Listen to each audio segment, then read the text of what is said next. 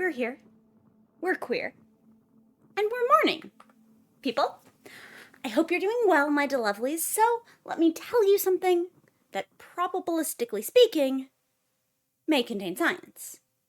And that's something our whole audience can get behind, including, if they're watching, giraffes. I know, it seems weirdly specific. And trust me, we'll get there. But according to an article in Scientific Reports, giraffes can make decisions based on statistical information. So I want to increase the chance they feel welcome here. And look, last time we did giraffe science, I ended up discovering that their long necks seem not to be an adaptation for feeding at the top of acacia trees or anything, but rather necks for sex. That giraffes use combat advantage in headbanging mating rituals, counterpart to stags clashing antlers and so on. Giraffes go for angular momentum, and the whole thing gives me a headache just thinking about it. So let's redeem our giraffe coverage on May Contain Science and talk about something cool they can do. Hey, I love animal cognition stuff. So, how did all of this work? Well, like every probability word problem I ever did in middle school math, this experiment involved pulling different objects at random from containers. In this case, our researchers had 2 containers of veggies in different proportions. One was mostly full of the giraffe's preferred veggie, carrots. The other mostly had giraffes, this is fine, but I'm not writing home about it veggies. Apparently that one's zucchini. Anyway, the researcher would palm a veggie from each of the containers, then the giraffe had to pick which hand to eat from. Also, I just want to highlight this. These researchers are on like a 2nd-story loft in order to do this experiment. Giraffes are tall. Oh. The giraffes very consistently picked the hand that had yoinked from the container with more carrots.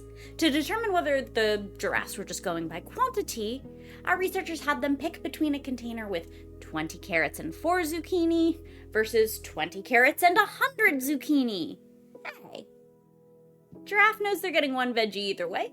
They understand which container will more likely yield carrot. They pick from 20 and 4.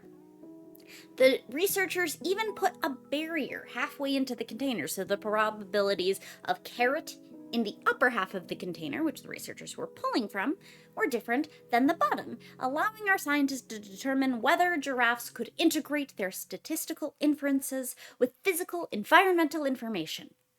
Our giraffes,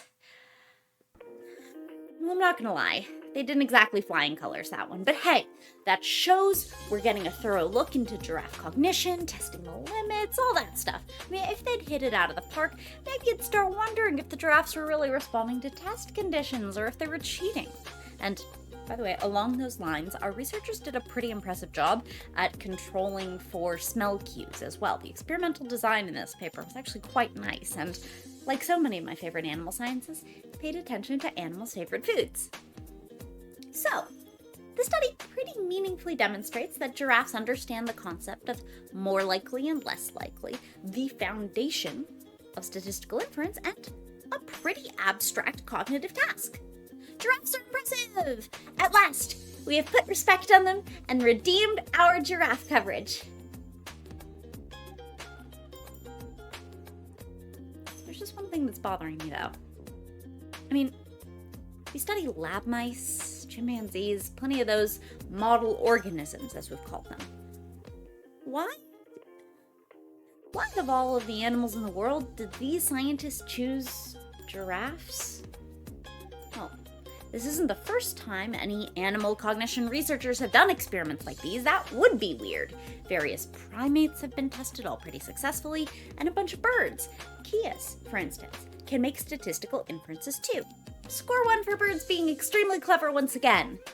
But then there's this jump to the rare giraffe model.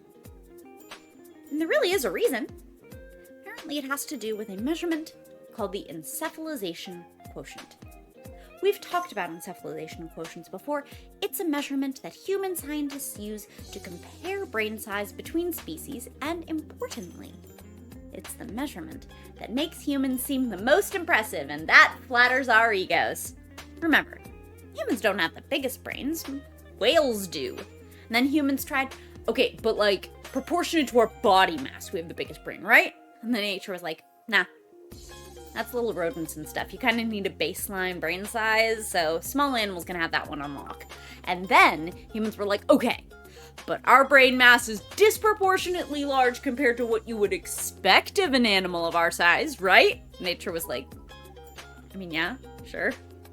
And humans were like, okay, that's the one we'll use. And they called it encephalization quotient. So, when putting this study together, researchers realized that other scientists had looked at Smarties with high encephalization quotients. Even though a previous episode of May Contain Science showed that birds' encephalization quotient isn't that high compared to mammals due to their smaller, more efficient neurons, Keith still did pretty well, all things considered. So once more, why the giraffe? Because they needed to test an animal whose encephalization quotient was, low. I swear, when I started this science, I thought I was gonna redeem our giraffe coverage. Now, even giraffes' triumphs still involve dunking on them. Giraffes were chosen because their brains are unimpressive for their size.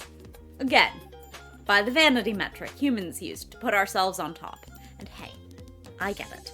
I wouldn't invest too hard in brain tissue if I were swinging my head around headbanging like a Megadeth concert, especially if it takes like half a freaking hour for blood to get all the way from the heart to said brain. But giraffes do have foundational cognitive skills that made this experiment not ridiculous. They have good memory, they got that object permanence, so the carrot didn't disappear in the handler's hand, and they have quantity discrimination to be able to tell more from less. And indeed, that low encephalization quotient suggests they can, in fact, do more with less. In this article's discussion, researchers point out that giraffes might face socio-ecological pressures that would give advantage to complex cognition, like statistical inference. They point out that giraffes kinda got a lot of trials at some of these tasks, though the scientists reported no learning-related effects. But it's equally possible that what the giraffe shows us is that statistical inference isn't especially complex cognition, and that if you've got a decent head on your incredibly long neck, it's one of the more accessible examples of abstract thinking, rather than something that's reserved for smarty species that can come up with ego measurements like encephalization quotient. After all, of the various types of predictive or abstract thinking out there, you get a lot of value from statistical inference out in nature. If X, more likely that Y compared to Z, is the kind of thing that offers tangible survival benefit. If that watering hole over there, more likely that predators. If those trees over there, more likely that gnomes. We, as humans, use statistical inference to do all sorts of abstract thinking, but if you're going to spec into cognitive skills, it would make sense that this is one of the types of thinking that would develop convergently across taxa, even in species that aren't especially reliant on intelligence. So, yay giraffes! We may have failed at redeeming our coverage of you, but I absolutely sucked at probability word problems in school, so you got that one on me.